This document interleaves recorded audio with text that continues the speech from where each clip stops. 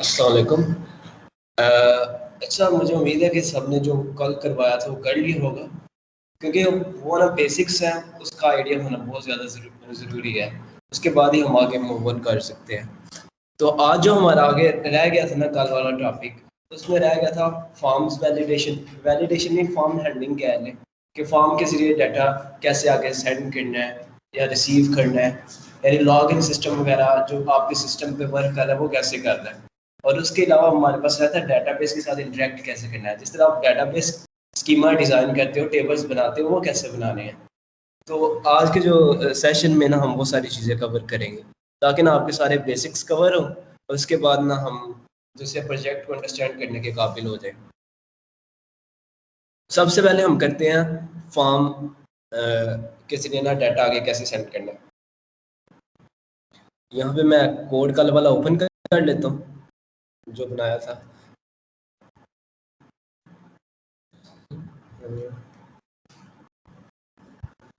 ये ओपन हो गया कोड मेरे पास। तो अब सबसे पहले जो हमने चीज़ की थी वो ये हमने किया था कि प्रोजेक्ट बनाया था। प्रोजेक्ट के बाद हमने प्रोजेक्ट के अंदर एक बनाया था ऐप, जो हमने नाम रखा था क्रड के नाम से। ये फाइल गलत है। हाँ, FYP है, ये वाला है हमारे पास। सबसे पहले हमने बनाया था एक प्रोजेक्ट FYP के नाम से। उसके अंदर एक सेटिंग्स का, यहाँ पे सेटिंग्स के नाम से फाइल है, उसने हमने देखा था, कॉन्फ़िगर किया था टेम्पलेट्स के लिए, और उसके बाद ये एक ऐप बनाया था। तो आज की जो सेशन है इसमें भी हम सेम ही करेंगे चीज़ें। इसके अंदर ना हम फर्दर ऐप बनाएंगे।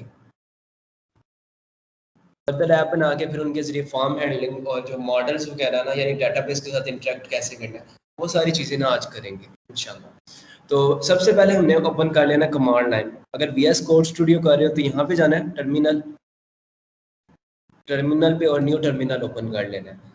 अगर यहाँ से नहीं करना तो फिर ना आप CMD यूज़ कर सकते हैं। CMD के ज़रिए आपने मूव करना है CD से उस डायरेक्टरी में जहाँ पे ना आपकी फाइल या प्रोजेक्ट पड़ा हुआ। मेरा D ड्राइव में है, तो इसके बाद में मैंने यहाँ पे जाना है अपने प्रोजेक्ट वाले फोल्डर में, और सबसे सिंपल हाल इसका जो है ना, फोल्डर ओपन कर ले, यहाँ पे लिखना बस CMD और ये ओपन हो जाएगा। इसके बाद हमने सबसे पहला काम करना है ऐप क्रिएट करना है। अब जो मैंने कल स्लाइड शेयर की थी उसमें कमांड थी ऐप क्रिएट करने की। यहाँ पे ये प्रोजेक्ट स्ट्रक्चर था, ये प्रोजेक्ट के लिए कमांड थी क्रिएट प्रोजेक्ट। इसके बाद ये हेल्प थी, अगर कोई कमांड ना समझ आ रही हो उसकी डिटेल निकालने के लिए। उसके बाद हमारे पास ये सर्वर रन करने के लिए थी। नीचे हमारे पास ये वाली कमांड थी जिसके ज़रिए हमने ऐप क्रिएट करना है। हम जाएंगे यहाँ पे कमांड लाइन पे, टाइप करना पाइथन और manage.py, और उसके बाद हमने करना स्टार्ट ऐप। स्टार्ट ऐप, जो ऐप हम क्रिएट करेंगे वो फॉर्म हैंडलिंग से रिलेटेड है, तो मैं रख लेता हूँ फॉर्म हैंडलिंग। अगर अब हम यहाँ पे आए तो यहाँ पे एक ऐप बन गया फॉर्म हैंडलिंग। अब ऐप हमने क्रिएट कर लिया, उसके बाद हमने जानना है प्रोजेक्ट फोल्डर में FYP में, उसके अंदर हमारे पास एक फाइल है सेटिंग्स के नाम से। सेटिंग्स वाली फाइल में जाना है और यहाँ पे हमने देखना है इंस्टॉल्ड ऐप्स कहाँ पे लिखा हुआ आ रहा है, यहाँ पे आ रहा है। सबसे पहले हमने अपना ऐप रजिस्टर करवाना है, ऐप का नाम लिख देना है हैंडलिंग। उसके बाद जो दूसरा स्टेप है हमारे पास, वो हमने जाना है फॉर्म हैंडलिंग के अंदर और एक फाइल डिफाइन कर लेनी है urls.py के नाम से। ठीक है, urls.py रख लिया। अब यहाँ पे हम ना सारे urls डिफाइन करेंगे। URL सारे यहाँ पे डिफाइन करने हैं, और उसके बाद फिर व्यूज़ का आ जाता है एक, और यहाँ पे एक मॉडल्स है जो आज एक न्यू चीज़ होगी। लेकिन उससे पहले ना हम फॉर्म के साथ डील करना सीख लेते हैं। तो अब हमने जाना यहाँ पे URLs में, तो दोबारा आ जाए FYP वाले फोल्डर में, उसमें ये सारा ना कॉपी कर ले कितना, फॉर्म हैंडलिंग में गए URLs में, ये सारा पेस्ट कर दिया। इंक्लूड की ज़रूरत नहीं है, रिमूव भी कर लें बेशक। अब हमने यहाँ पे ना URLs डिफाइन करने हैं, यानी इस फॉर्म में अगर मैं कहूँ कि फॉर्म 1 पे जब आए ना पाथ, तो आगे क्या करें, आगे हमने उसे पास करना है एक व्यू वाला फोल्डर, व्यूज डॉट, आगे वो फंक्शन का नाम लिखना है। तो पहले हमें फंक्शन क्रिएट करना पड़ेगा। तो सबसे पहले हमने जाना है व्यूज़ में। व्यूज़ में हमने एक फंक्शन बना देना है, कोई भी फंक्शन बना लो, जिससे मैं रख देता हूँ फार्म व्यू, और इसका पैरामीटर पास करना रिक्वेस्ट के नाम से। और यहाँ पे मैं एक और यहाँ पे रेंडर करना मैंने HTTP रिस्पॉन्स। अब यहाँ पे ना नेक्स्ट करना है रिटर्न HTTP रिस्पॉन्स, और यहाँ पे सिर्फ मैंने उसे शो करवाना है फॉर्म। जब भी यहाँ पे आए इस फंक्शन को कॉल करें तो फॉर्म हमें फ्रंट एंड पे शो करवा दे। अब हमने जाना है URLs वाली फाइल में। अब हमने कहना है व्यूज डॉट, कौन सा फंक्शन का नेम था वो था हमारे पास अभी जो बनाया फॉर्म व्यू, इसे कॉपी कर लें यहाँ से और यहाँ पे पेस्ट कर लें। और आगे ना एक हमने पास करना है नेम इज इक्वल टू, अब नेम यूनिक रखना है, यानी फॉर्म व्यू। इसकी इंपॉर्टेंस यहाँ पे नहीं है जिस लेवल पे हम अभी काम कर रहे हैं, लेकिन ये ना URL मैनेजमेंट के लिए है, डायनामिक URLs के लिए, वहाँ पे हमारी हेल्प ये कर सकता है। अब यहाँ पे देखें व्यू हमने इंपोर्ट तो किया नहीं है, इंपोर्ट करना भी ज़रूरी है। प्रोग्राम आगे हम यहाँ पे डॉट लिख देंगे। डॉट का मतलब है करंट डायरेक्टरी, यानी करंट फोल्डर, उसके अंदर ये वाला आ रहा है, पूरी फाइल्स आ रही हैं, उसमें से मैंने इंपोर्ट करना है यूज़ वाली फाइल, ठीक है। यानी ये वाली व्यू वाली फाइल इंपोर्ट होगी, उसमें मैं कह रहा हूँ ये वाला फंक्शन ना जो है उसे मैं कॉल कर रहा हूँ। अब ऐप हमारा हो गया कंप्लीट। अब हमने जो मेन URL फाइल है ना मेन प्रोजेक्ट की, जो क्या है FYP में URLs में गए, यहाँ पे भी अब हमने ना पाथ ऐड करना है। तो हमने लिखना है पाथ फॉर्म हैंडलिंग, आप कुछ भी लिख सकते हो यहाँ पे। उसके बाद मैंने लिखना है इंक्लूड, ठीक है। इंक्लूड के अंदर मैंने अब क्या पास करना है फॉर्म हैंडलिंग डॉट URLs। इस लाइन में मैं कह रहा हूँ ये फॉर्म हैंडलिंग के अंदर जो मैंने URLs वाली फाइल है ना वो इंक्लूड कर, यानी प्रीफिक्स ये होगा, लेकिन इसके आगे जो URL क्रिएट होगा ना वो डायनामिक होगा, वो इसे देख के बनेगा। तो अब उसके बाद मैंने काम करना है कि पाइथन मैनेज डॉट py, और अगर यहाँ पे आप सिर्फ मैनेज लिखते हैं और साथ टैब की प्रेस करते हैं ना तो ये ऑटोमेटिकली फिल कर देगा। उसके बाद आपने करना है रन सर्वर। अभी सर्वर रन होना स्टार्ट हो गया इस URL पे। ब्राउजर में ओपन करूंगा और यहाँ पे मैं URL ओपन कर लूंगा। अब मैंने URL न्यू कौन सा बनाया था, फॉर्म हैंडलिंग वाला, फॉर्म हैंडलिंग। आगे मैं क्या URL बनाया था, ये फॉर्म 1 के नाम से। अगर आप देखें ना यहाँ पे URL बता रहा है फॉर्म 1 के नाम से आके फॉर्म 1 रेंडर हो गया यहाँ पे। तो अब मैं चाह रहा हूँ जब मैं इस URL पे आऊँ ना तो मुझे एक फॉर्म दे दो जिसके जरिए मैं डाटा पास कर दूँ। लेकिन फॉर्म को अंडरस्टैंड करने से पहले ना कुछ चीज़ें हम फॉर्म्स की देख लेते हैं, फॉर्म में यूनिक चीज़ें क्या होती हैं। तो यहाँ पे हम जाते हैं टेम्पलेट्स में। टेम्पलेट्स में ना एक न्यू फाइल ऐड कर देते हैं फॉर्म के नाम से, ठीक है, form.html। अब हम कहते हैं कि यहाँ पे फॉर्म हैंडलिंग में जाना है, व्यूज में जाना है। मैं कह रहा हूँ जब भी इस फंक्शन को कॉल करो ना, जब इस फंक्शन को कॉल करो तो हमने करना है रेंडर करना है टेम्पलेट, यानी जो हमने टेम्पलेट फॉर्म वाला बनाना है उसे फ्रंट एंड में शो करवा दो। तो रेंडर यहाँ पे आ गया। रेंडर के बाद अब हमने फाइल का नाम पास कर देना है form.html, ठीक है। अब जब भी मैं इसे फ्रंट एंड से रन करूंगा तो मुझे वो शो करेगा। Function has no attribute meta. देख लेते हैं यहाँ पे क्या इशू आ रहा है। यहाँ पे रेंडर नहीं पास करना, तो यहाँ पे आपने पास करना है रिक्वेस्ट, यानी ये जो पैरामीटर आ रहा है ना, रेंडर तो फंक्शन हो गया, उसके अंदर मैंने ये रिक्वेस्ट पास करनी है form.html, ठीक है। यहाँ पे ना समझ आई मुझे बता देना। अब यहाँ पे फिलहाल ना मैं फॉर्म में कुछ नहीं लिखा हुआ, यानी फॉर्म में HTML कोई भी नहीं है, तो इसीलिए एम्प्टी आ रहा है। अब यहाँ पे ना फॉर्म बनाते हैं हम, फॉर्म,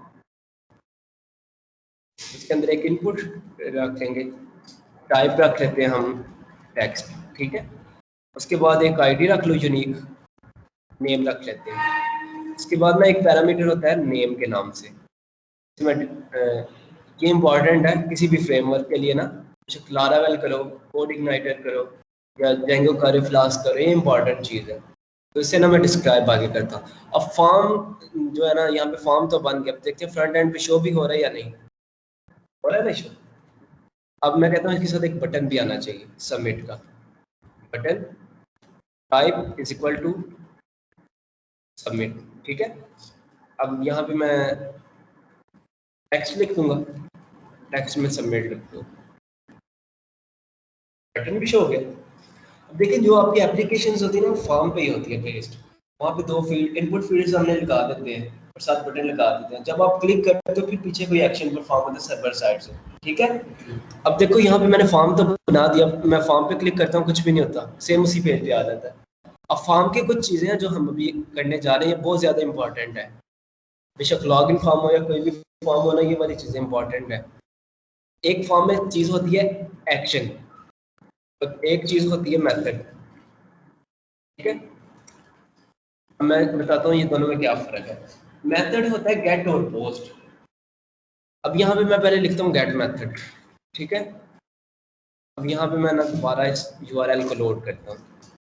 अब यहाँ पे मैं ना कोई इनपुट देता हूँ, नेम मैं लिख देता हूँ और सबमिट करता हूँ। यहाँ पे फिलहाल कुछ भी नहीं हुआ, एक्शन भी नहीं मैंने अभी डिफाइन किया। अब लेकिन गेट का मैं एक ना चीज़ आपको क्लियर कर देता हूँ यहाँ पे।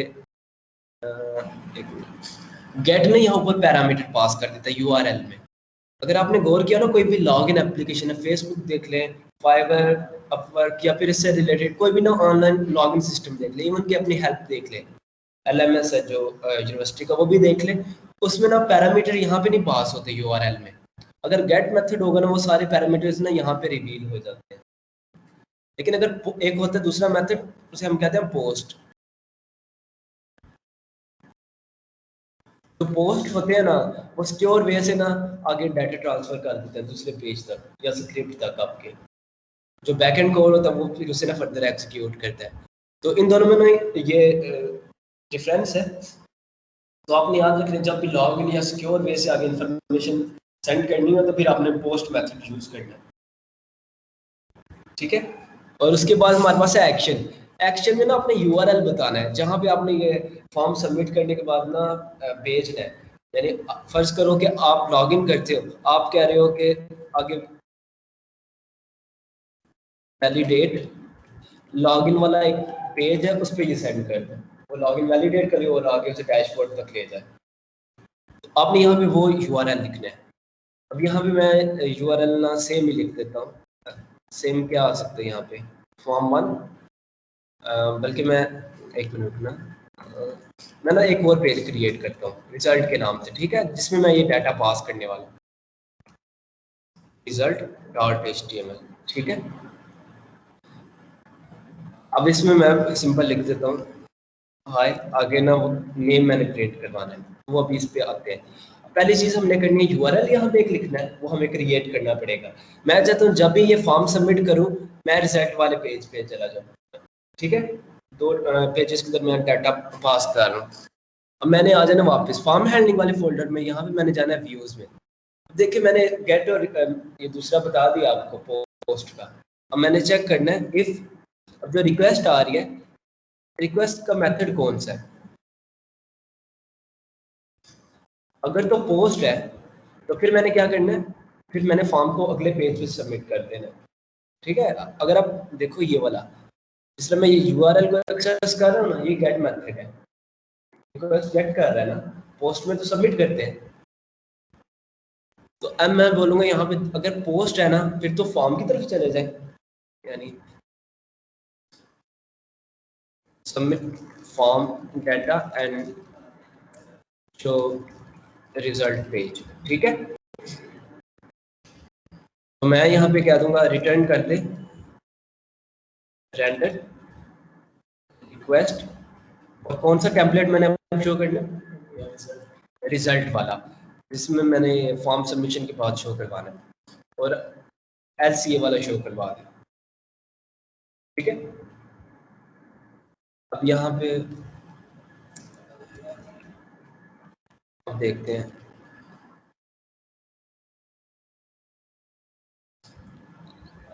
लेकिन अगर मैं फॉर्म सबमिट करता हूँ तो यहाँ पे एरर आ रहा है। क्या एरर दे रहा है, CSRF वेरिफिकेशन फील्ड, ठीक है। अब यूजुअली ये होता है कि जब आपकी लॉगिन एप्लीकेशन है ना, वो ना सिक्योर, ये फ्रेमवर्क्स में सिक्योर की जाती है, एक टोकन होता है CSRF टोकन। यहाँ पे ना वो हमारे लिए सबमिट करना बहुत ज़्यादा ज़रूरी होता है यहाँ पे। यानी हर दफ़ा जब भी फॉर्म क्रिएट करते हो ना, सबमिट करते हो, पेज ओपन करते हो, हर दफ़ा ना एक यूनिक टोकन जनरेट होता है, जो कि जब भी सबमिट करोगे फॉर्म, वो वैलिडेट होगा कि टोकन मैच कर रहा है या नहीं। अगर टोकन मैच नहीं कर रहा, फिर उसे लॉगिन यहाँ पे सबमिट नहीं होने देगा। हैकिंग को ना प्रिवेंट करने के लिए, हैकिंग अटैक्स जो होते हैं ना, इसका इजीली हो सकते हैं। यानी मेरे पास एक एप्लीकेशन है पोस्टमैन, जो API चेक करने के लिए होती है, तो अगर मैं उसके जरिए भी एप्लीकेशन को ब्रेक कर जाता हूँ, वो फिर नुकसान होता है एप्लीकेशन का। तो अगर हम यहाँ पे पोस्ट मेथड यूज कर रहे हैं, तो मुझे यहाँ पे ना फॉर्म में आना है दोबारा। यहाँ पे जेंगो का एक अपना फंक्शन है CSRF टोकन के नाम से, ठीक है।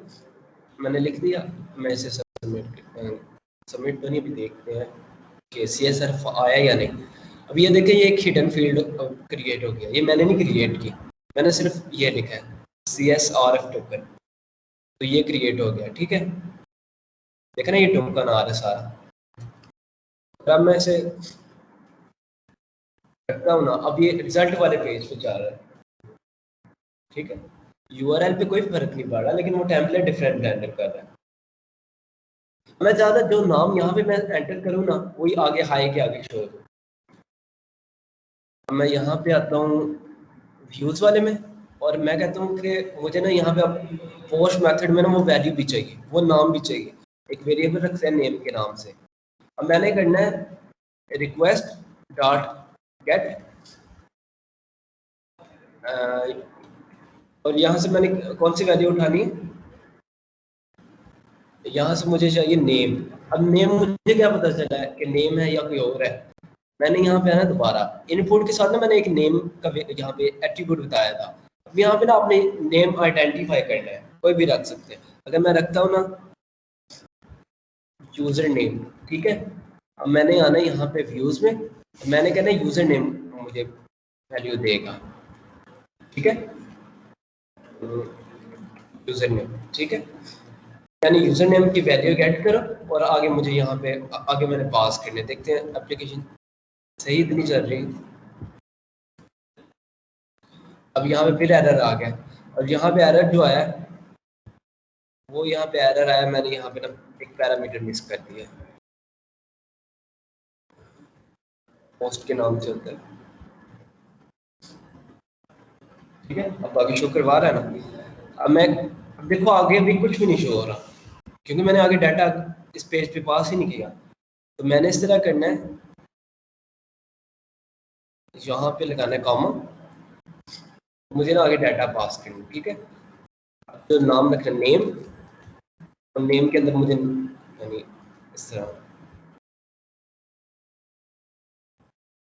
नेम के अंदर मुझे नेम पास कर देना। बेसिकली डिक्शनरी आपने पास करनी है ना, जो पाइथन की लैंग्वेज में होती है। अभी क्यों नहीं शो हुआ, शो इसलिए नहीं हुआ, मुझे रिजल्ट पेज में भी शो करना है, ठीक है। अब यहाँ पे आऊँगा, ब्रैकेट्स लगाए, और यहाँ मुझे क्या एंटर करना है, नेम,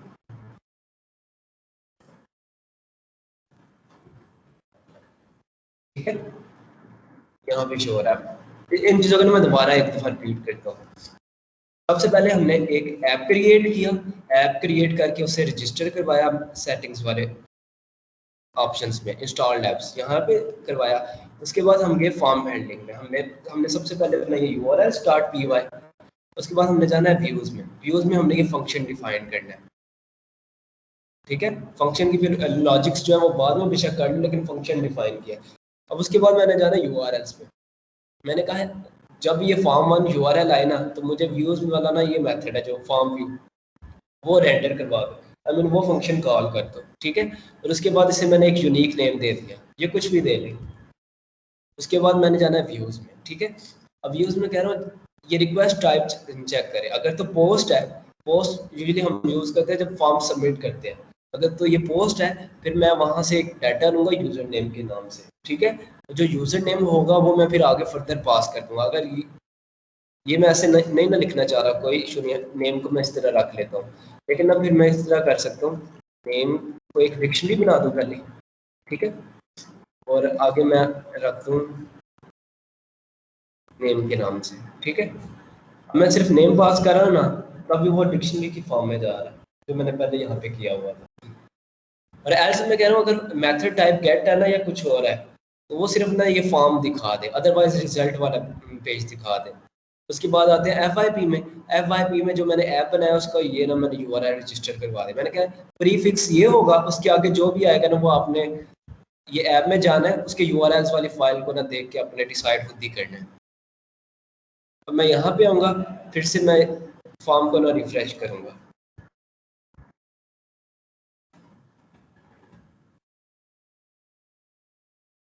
ठीक है, अब यहाँ पे डायनामिक तरीके से ना फॉर्म शो हो रहा है या डाटा पास हो रहा है। डाटा पता तो चलेगा ना डाटा कैसे हम फॉर्म में पास करते हैं और कैसे वहाँ डाटा के साथ आपने डाटा स्टोर करना है या लॉग इन करना है, वो कैसे करना है। आपने बस ये वैल्यू ले लेनी है, उसके बाद आपने डिसाइड करना है, उसके बाद फिर आगे काम आएगा डाटाबेस के साथ आपने मैच करनी है वैल्यूज। ठीक है, यहाँ तक कोई क्वेश्चन हो तो पूछिए।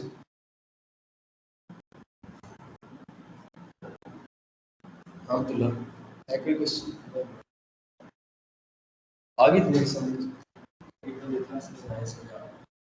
प्रैक्टिस करती हूँ क्लियर होती है चीज़।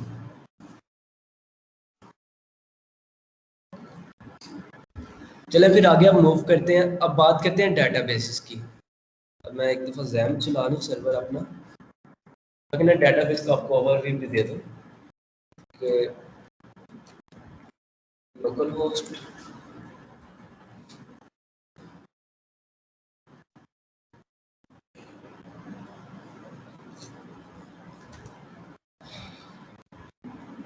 अच्छा ये PHP माई एडमिन पैनल है, ठीक है। ये फ्रंट एंड है, यानी एक फ्रंट एंड कह सकते हो कि डाटाबेस मैनेजमेंट के लिए इसे यूज़ करके ना आप डाटाबेस क्रिएट कर सकते हो। लेकिन बैक एंड में कमांड ही जो SQL क्वेरी होती है ना वही रन होती है। बस आपकी कन्वीनियंस के लिए ना ये फ्रंट एंड बना दिया गया है जिसके पीछे SQL क्वेरी रन हो रही है, ठीक है।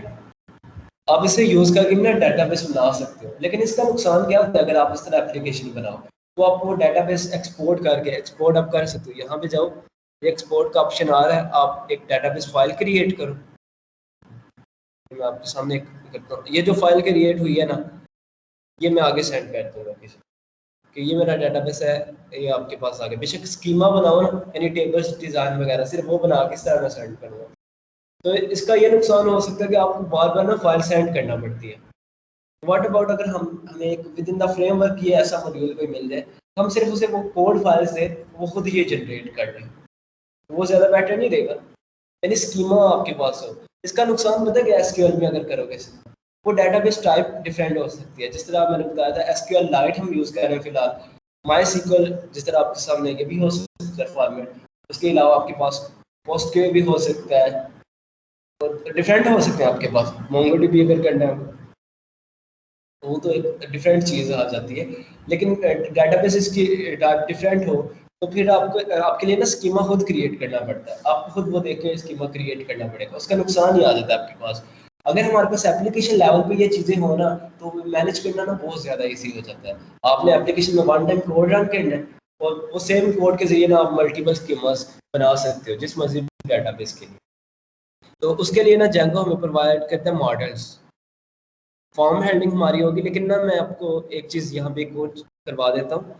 मैंने बता तो दिया गेट और पोस्ट मेथड का, लेकिन लाइव इम्प्लीमेंटेशन हो जाए वो ज़्यादा बेटर है। ठीक है, अब मैं यहाँ पे नाम पास करता हूँ, देखो भी वैल्यू पास करता हूँ। देखो ये ऊपर URL में आ गया, डाटा सिक्योर नहीं है, लेकिन जब मैं पोस्ट कर रहा था तब ये नहीं आ रहा था। अब जो भी आपके लॉगिन पेजेस होते हैं, रजिस्ट्रेशन पेजेस होते हैं, वो ऐसे डाटा पास नहीं होता, वो सिक्योर वे से होता है, वो पोस्ट मेथड यूज़ करते हैं। और मैंने एक्शन का आपको बताया था, एक्शन में यहाँ पे ना अपने URL पास करना है। इनकेस अगर मैं URL नहीं पास करता, इसका मतलब है जिस पेज पे है ना उसी पे डाटा सबमिट कर दें, उसी को रीलोड कर दें, उसी URL पे चला जाए। अगर मैं यहाँ पे कोई पास करता हूँ, जिस तरह मैं कहता हूँ कि मेरे पास ये वाला URL है, मैं इसी पे सेंड करना चाह रहा हूँ, ये वाला URL है मेरे पास, ठीक है।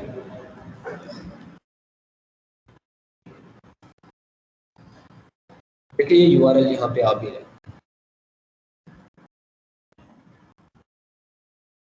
भी आ गया ना। अगर तो उसी पेज पे करना बेशक कुछ ना लिखो, अगर तो किसी और पेज पे सेंड करना है इस तरह यूआरएल लिख सकते हो। इसका मतलब कि बेस यूआरएल जो मर्जी है लेकिन उसके आगे यूआरएल ये होना चाहिए। इसके बाद नेक्स्ट अब बात करते हैं डाटाबेसेस की। अभी मैं चाह रहा हूँ मैंने जितना फॉर्म बनाया ना, फॉर्म के अंदर ये डाटा बनाया, मैं इसे डाटाबेस में भी स्टोर करूँ किसी तरीके से। तो डाटाबेस के लिए हमें मॉडल्स का कॉन्सेप्ट होना ज़रूरी है। अब मॉडल्स जो होते हैं ना, मॉडल्स कह सकते हो कि आपको ना एक एप्लीकेशन अप्रोच प्रोवाइड करते हैं जिसके ज़रिए ना आप डाटाबेसेस का स्कीमा क्रिएट कर सकते हो, डाटाबेस के साथ डील कर सकते हो। जिस तरह एक क्लास बनाते हो, क्लास बनाने के पीछे जो आपकी मोटिवेशन होती है या एम होता है वो यही होता है कि आप डाटा को एक मैनेज वे में कर सको, एक ऑब्जेक्ट होता है। तो अब जो मॉडल होता है ना, मॉडल को आप कह सकते हो कि एक डाटाबेस का एक टेबल है। जिस तरह मेरे पास अब ये सामने डाटाबेस है के वाई के नाम से, इसके अंदर काफ़ी टेबल्स हैं, एक WP यूजर्स के नाम से टेबल है। अब मैं कह रहा हूँ कि जो मॉडल है ना वो आपका एक टेबल है, वो एक टेबल के अंदर डाटा हो सकता है, ठीक है। अब टेबल अगर मैंने बता दिया टेबल है, टेबल के अंदर क्या क्या चीज़ें होती है, कॉलम्स होते हैं। कॉलम्स क्या होते हैं, यूनिक वैल्यूज या आइडेंटिफायर्स होते हैं। जिस तरह नेम आपका हो गया, यूजर नेम हो गया, लॉग इन डिटेल्स होगी, पासवर्ड, ईमेल, वो सारी चीज़ें होती है ना। तो अब यहाँ पे उसने एक एग्जांपल दिया, क्लास पोस्ट, और ये मॉडल आगे क्लास कर रहा है और टाइटल एक कर रहा है, कंटेंट कर रहा है, डेट पोस्टेड और ऑथर। यहाँ पे आपने इसके एट्रीब्यूट्स लिखने हैं टेबल के।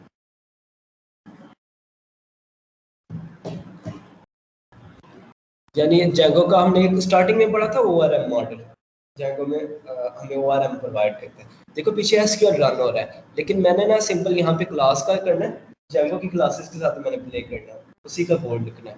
और फिर जो है ना ORM मॉडल ये खुद ही हैंडल कर लेगा SQL क्वेरीज, वो मुझे नहीं राइट करना पड़ेगा। तो अब इसे ना हम प्रॉपरली इम्प्लीमेंट करते हैं। तो सबसे पहले हमने आना है फॉर्म हैंडलिंग में। फॉर्म हैंडलिंग में हमने करना है मॉडल्स, मॉडल्स पे आगे अब हमने एक क्लास बनानी है, कोई भी बना लो, मैं बनाने लगा हूँ डाटा के नाम से क्लास, ठीक है। और यहाँ पे मैंने इनहेरिट करना है, इनहेरिट करना है जो ऑलरेडी ये Django dot DB import models, मैंने इसे इनहेरिट करना है मॉडल्स डॉट मॉडल क्लास। अब मैंने यहाँ पे ना यूनिक एट्रीब्यूट्स लिखने हैं, यानी एक टेबल में कौन कौन सी वैल्यूज होंगी। मैं अभी फिलहाल चाह रहा हूँ सिर्फ नेम के नाम से, नेम आ गया। अब आगे आपने उसे बताना है कि इस चीज डाटा टाइप क्या है। डाटा टाइप होती है ना कॉलम्स में भी, वेरिएबल्स की भी डाटा टाइप होती है। डाटाबेस में आप देखोगे डेट टाइम होता है, कैरेक्टर होता है, टेक्स्ट होता है, काफ़ी डिफरेंट डाटा टाइप्स अवेलेबल है आपके पास। मैं अभी आपको शो भी करवा देता हूँ। हमारे पास जो है ना डाटा टाइप्स, मैं यहाँ पे कोई कॉलम ऐड करूँ, यहाँ पे ये सारी डाटा टाइप्स आ रही है मेरे पास। तो मैं यहाँ पे अब लिखूंगा मॉडल्स, डाटा टाइप मैं कह रहा हूँ 4 फील्ड, ठीक है। 4 फील्ड होता है करेक्टर के लिए। अब उसके आगे मैं करेक्टर अगर हो मैं उसे एक लिमिट भी पुट कर सकता हूँ कि इसकी मैक्सिमम लेंथ कितनी हो, मैक्स लेंथ कहता हूँ 10 हो मैक्सिमम लेंथ, ठीक है। अब ये मेरा मॉडल क्रिएट हो गया, लेकिन अब ये डेटाबेस में इसका टेबल नहीं अभी तक बना, ठीक है। टेबल भी इसका हमने बनाना है। तो उसके लिए अब स्लाइड्स पे दोबारा जाते हैं हम। यहाँ पे 2 कमांड्स होंगी, ये वाली और ये वाली। आपने सबसे पहले कमांड रन करनी है, ये वाली दूसरी है। सबसे ऊपर दोनों कमांड्स हमने पहले ऑलरेडी पढ़ी हैं।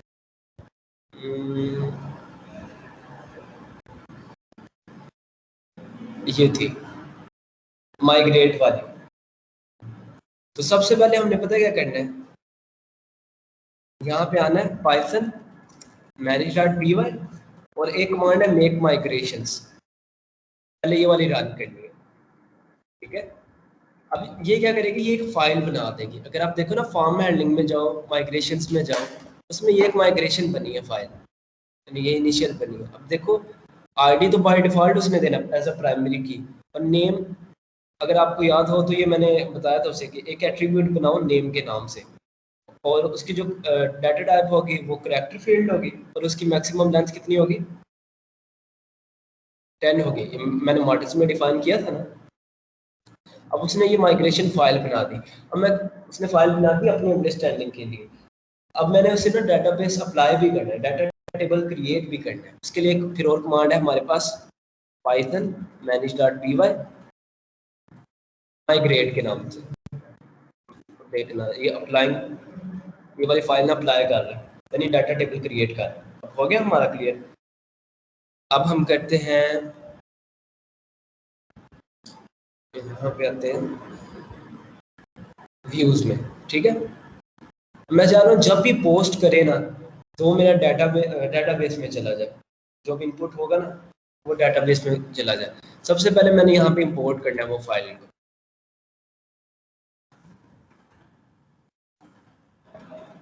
इंपोर्ट मॉडल्स करना है। मैं उसे बता रहा हूँ कि इस फोल्डर में जो मॉडल्स फाइल है ना उसमें से इंपोर्ट कर दो। इसे इंपोर्ट करो। मैंने क्लास का नाम क्या रखा था, देखो अब्दुल्ला क्या रखा था नाम,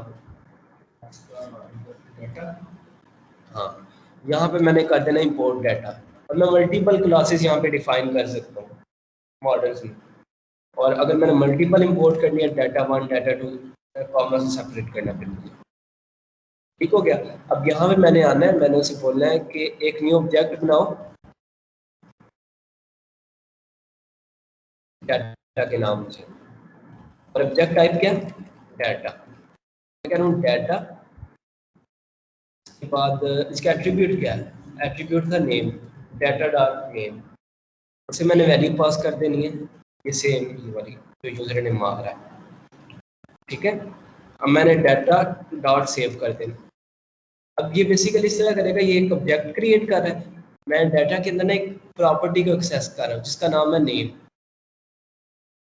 और उसकी उसे मैं ये वैल्यू पास कर रहा हूँ और सेव कर रहा हूँ। सेव में मैं बता रहा हूँ कि आप इसकी वैल्यू को सेव कर दो। जब भी मैं वैल्यू को पास करूँगा ना यहाँ पे,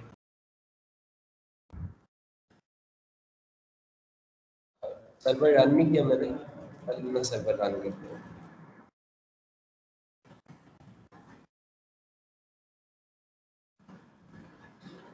यहाँ पे जो भी मैं वैल्यू पास करूँगा उसे स्टोर करता जाएगा।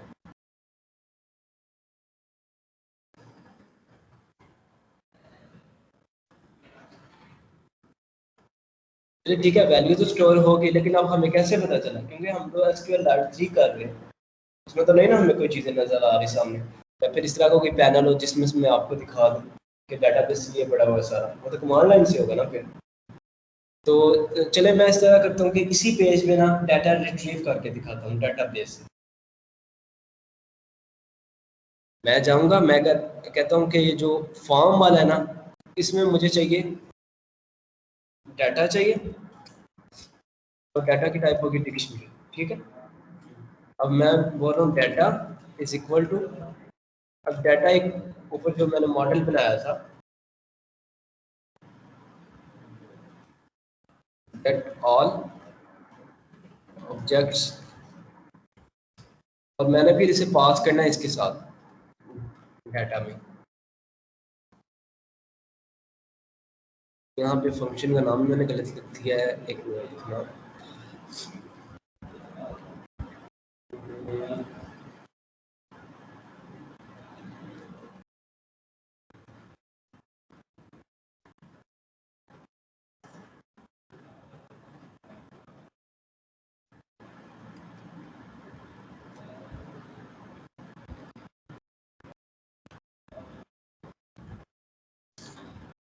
डाटा ऑब्जेक्ट्स डॉट ऑल, ये बेसिकली कह रहा है कि जो मैंने डाटा क्लास बनाई है ना मैंने इनहेरिट की थी। इनहेरिट किससे की थी मैंने, जो मेन ऊपर क्लास है मॉडल के नाम से, उसे इनहेरिट की थी ना। इसके अंदर इसका मतलब बाय डिफॉल्ट कुछ फंक्शंस हैं हमारे, इसलिए इनहेरिट की है। इसके अंदर एक फंक्शन है यानी ऑब्जेक्ट्स के नाम से एक है प्रॉपर्टी इसके पास, उसके अंदर एक फर्दर आगे आ रहा है ऑल के नाम से एक फंक्शन है, यानी एक ऑब्जेक्ट है उसके अंदर एक फंक्शन है जो कॉल हम कर रहे हैं।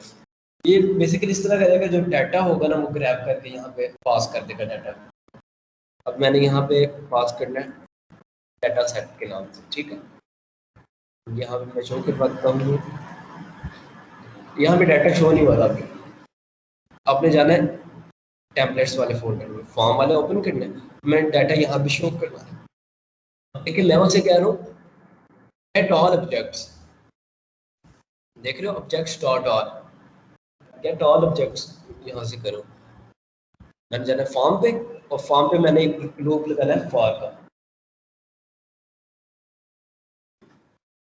फॉर का लूप मैंने लगा दिया। फॉर मैं कह रहा हूँ डाटा इन, अब मैंने यहाँ पे जो डिक्शनरी पास की थी उसका यूनिक नेम ये है डाटा सेट, उसके आगे आ रहा है। मैं कह रहा हूँ डाटा सेट्स, ठीक है। और फॉर का लूप एंड भी करना है मैंने, एंड फॉर, ठीक हो गया। देखो वो इस तरह करेगा, जितना भी डाटा मिलेगा ना उसे डाटा सेट में और रिट्रीव करेगा सारा डाटा, और आगे हमने ना उसे प्रेजेंट कर देना। प्रेजेंट किस तरह करना है, HTML टैग लगा देते हैं और यहाँ कह देते हैं कि जो भी डाटा आए ना, data dot name, name attribute होगा।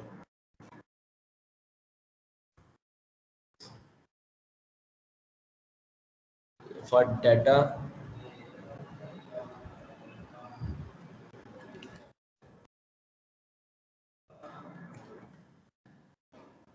डाटा सेट आ गया, डाटा डॉट नेम।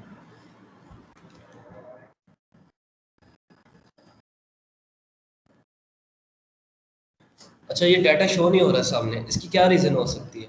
मैं कर रहा हूँ, सारा कुछ मैंने कर दिया, नहीं शो हो रहा, क्या रीज़न है इसकी?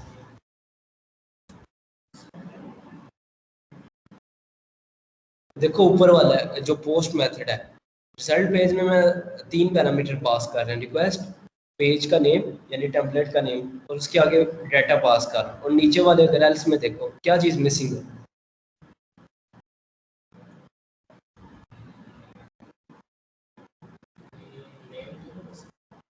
हाँ वो तीसरा जो पैरामीटर होता है ना वो डाटा होता है, मैं डाटा यहाँ पे पास ही नहीं कर रहा, तो उसने फ्रंट एंड पे कैसे फिर रिट्रीव करना है?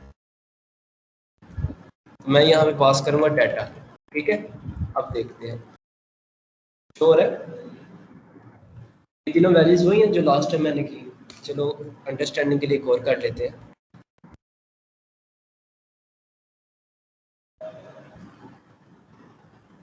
फेच भी कर लेते हैं काम, डेटाबेस में से रिट्रीव कर। अब अगर मैं इस एप्लीकेशन को ना आप में से किसी को भी दे दूँ ना, आपने सिर्फ एप्लीकेशन को रन करना है, यानी मेक माइग्रेशन वाले वो दो कमांड रन करने, मेक माइग्रेशन और माइग्रेट वाले, और रन सर्वर करना है, तो आपके पास ना ये application same as it is चल जाएगी। इवन कि आपके पास डेटाबेस फाइल मैं ना भी दूँ ये वाली, या इस तरह करो कि डेटाबेस आप कोई भी यूज़ कर लो ना, माई SQL यूज़ कर लो, तो आप ये क्रिएट कर सकते हो दोबारा से। आगे इतनी की समझ, ये कॉम्प्लेक्स था, लेकिन ये ना ये दो टॉपिक्स हैं, ये आपके हो गए ना, समझ लो कि आगे बहुत ज़्यादा इजी चीज़ें इन अ टाइम आगे आपको एप्लीकेशन को अंडरस्टैंड करना ना बहुत ज़्यादा इजी है। इसके आगे एक टॉपिक होता है कि हमारा वो टेम्पलेट्स वाला है, यानी मैंने बताया था कि एक वेबसाइट पे हेडर होता है, फूटर होता है। जिस तरह डिलीट ओपन करते हैं, अब यहाँ पे देखो हेडर फूटर होगा, बोला ये देखो एक हेडर आ रहा है, ये वाला इतना पोर्शन, ये जो आ रहा है, उसके एक नीचे फूटर आ रहा है ये वाला, और जो दरमियान में आ रहा है ना वो कंटेंट आ रहा है, ठीक है। अब किसी भी पेज में मैं जाता हूँ ना, हेडर और फूटर लाजमी होता है मोस्ट ऑफ द टाइम ना। अगर वेबसाइट विजिट करो वो सेम होता है। यहाँ पे अगर मैं एक और साइट ओपन करता हूँ,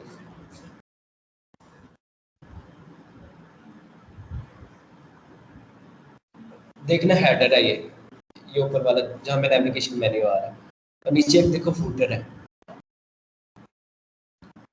ठीक है। अब मैं मूव करता हूँ सर्विसेज पेजेस। अब इसमें एक चीज़ को और करो, हेडर सेम है, फुटर भी सेम है, तो इसका मतलब है हेडर फुटर सेम आ रहा है, सेम टेम्पलेट एक सामने आपकी शो करवाया जा रहा है, बस कंटेंट चेंज हो रहा है। तो वो उसके बारे में हम अब कल पढ़ेंगे, लेकिन ये जो बेसिक है ना, अगर इसमें से कोई क्वेश्चन है तो पूछ ले, तो मैं ना उसे रिवाइज कर देता हूँ, और इसे इम्प्लीमेंट ज़रूर करना है, क्योंकि जो कल करवाया था उसे इम्प्लीमेंट करना, उसके बाद ये वाला करना है, ताकि आपके बेसिक कॉन्सेप्ट्स क्लियर हो। उसके बाद में फिर अगर हम एप्लीकेशन का बैठ के एनालाइज करें ना, एप्लीकेशन में क्या क्या बना हुआ है, तो बहुत ज़्यादा इजी हो जाएगी हमारे लिए चीज़ें।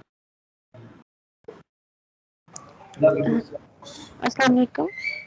वालेकुम सलाम। भाई मैंने ना आप वाला कल जो आपने माइग्रेट वाला वो यूआरएल्स वाला कोड करवाया था ना, वो रिपीट किया था, तो मेरा एरर आ रहा है, तो मुझे उसकी समझ नहीं आ रही कि हालांकि मैंने सेम टू सेम आप वाला ही कोड किया था। आप मुझे स्क्रीन शेयर कर सकते हैं तो कर दे, मैं ना एरर को देख लेता हूँ। हाँ जी, मैं करती हूँ।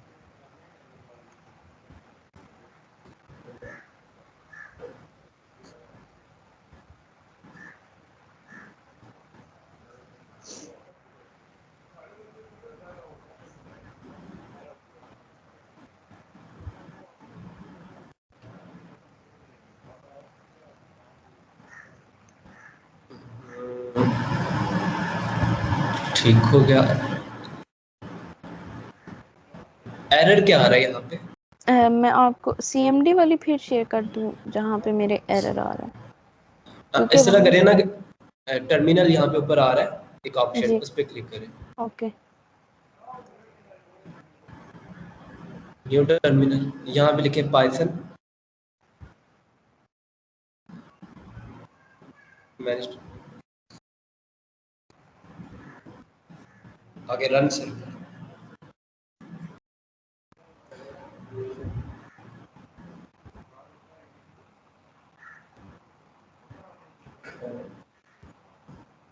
पाइथन की स्पेलिंग गलत है यहाँ पे, PYTHON।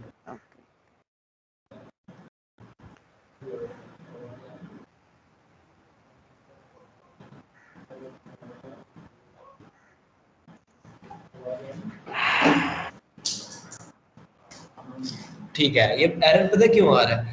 जी ये जो हम मेरे ख्याल से ये प्रोजेक्ट जो फोल्डर है ना, वो सही डायरेक्टरी इसके ऊपर होगी। अब यहाँ पे ना इस तरह करें, प्रोजेक्ट फोल्डर ना ओपन करें फाइल मैनेजर से जाके विंडोज के। यहाँ से नहीं, यहाँ पे नहीं, यहाँ से नहीं, जहाँ पे आपका प्रोजेक्ट फोल्डर बना हुआ है ना, वहाँ पे जाए। ओके। हाँ जी, आ गई।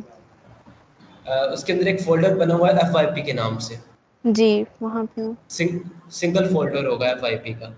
हाँ जी उसे जब ओपन करेंगे ना, उसके अंदर मल्टीपल फोल्डर्स फिर आ रहे हैं, एक FYP का आ रहा है, हाँ जी, एक आ रहा है। रड का आ रहा है। अब इस तरह करें, ऊपर ना जो लोकेशन आ रही है, यानी जी जहाँ पे दिस पीसी लोकल डिस्क वगैरह आ रहा है, वहाँ पे ना क्लिक करें, और वहाँ पे ना सिंपल टाइप कर दे CMD। हाँ जी, कर दिया। अब ना ये सेम कमांड रन करें। ओके।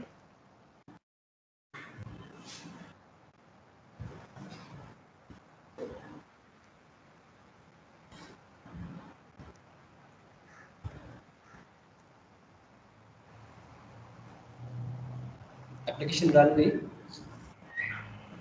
नहीं, ये कोई और चले, हाँ, एक अब मिनट, मुझे एक ना मैं एक दफ़ा ये यूआरएल ना कॉपी पेस्ट कर लूँ।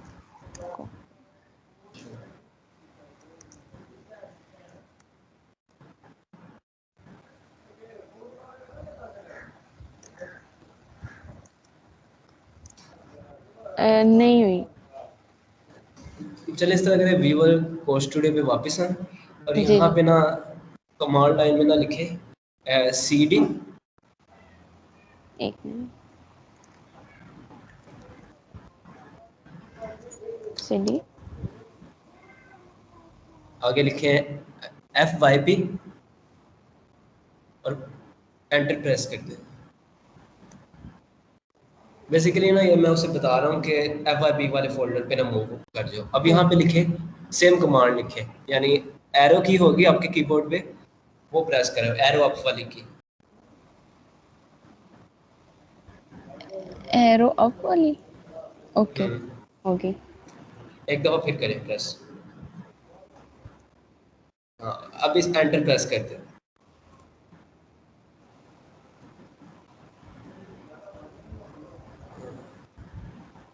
क्या एरर आ रहा है फिलहाल?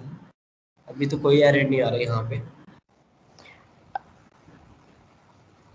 अब इसको मतलब इस पे क्लिक करूं? हाँ, बेशक इसे कॉपी कर ले या क्लिक करके ना ब्राउज़र पे ओपन करें।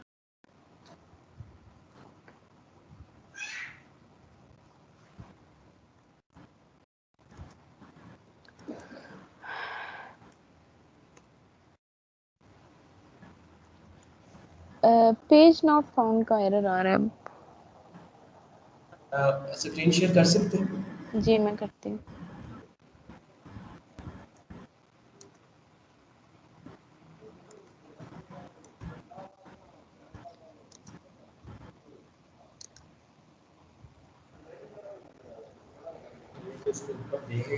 हाँ, ये ठीक आ रहा है। ये तो आएगा ना, क्योंकि हमने मेन कोई नहीं उसे बताया हुआ कि कौन सा ओके यूआरएल इस पे आए। अब आप जाए दोबारा वीएस कोड स्टूडियो में। हाँ जी आगे। स्क्रीन यहाँ पे शेयर नहीं हो रही। मैं करती हूँ।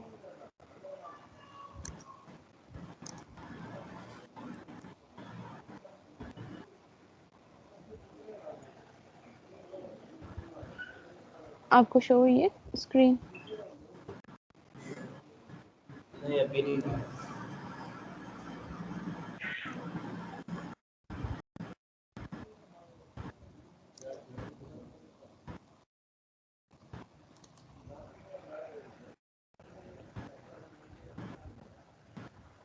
आप हो गए।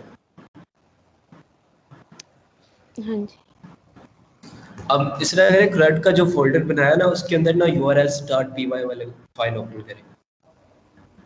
हाँ, आपने रखा हुआ है, ठीक है।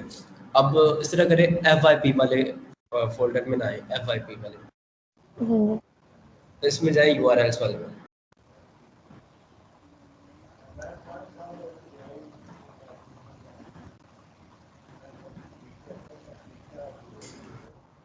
अच्छा, यहाँ पे ना CRUD के नाम से आपने बनाया हुआ है, तो अब जो URL आपने ओपन किया ना ब्राउजर में, उसके आगे जी एक स्लैश लगाए और आगे लिखते CRUD, CRUD, और फिर स्लैश लगा दें। फिर आप ट्राई करें, आप ओपन होगा नहीं। मैं करती हूँ।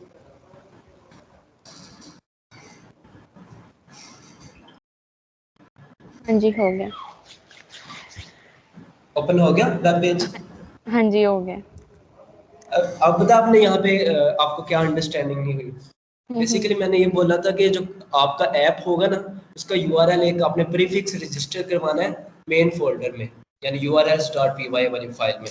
अगर आप देखें ना VS कोड स्टूडियो में, CRUD के नाम से आपने बोला प्रीफिक्स ये होगा, आगे जो मर्जी हो, ठीक है। वो आगे जी आपने फाइल में देख लें crud.urls वाली फाइल में, अगर वहां पे जाना crud.urls वाली फाइल में, यानी CRUD के फोल्डर में ना urls.py वाली, हाँ, ये ओपन करें।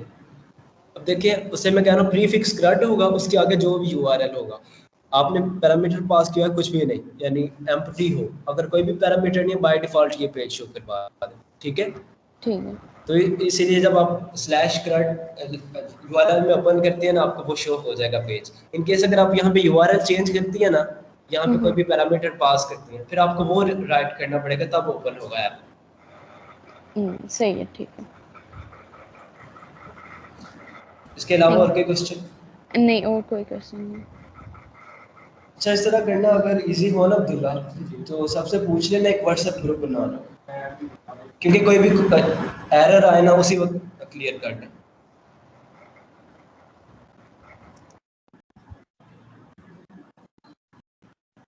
अच्छा अब्दुल्ला, आज के लिए इतना ही है, तो बाकी ये प्रैक्टिस करें सब, तो इंशाल्लाह ना बाकी फिर फाइनल प्रोजेक्ट पे आते हैं, उसके बाद आपका प्रोजेक्ट क्लियर हो जाएगा।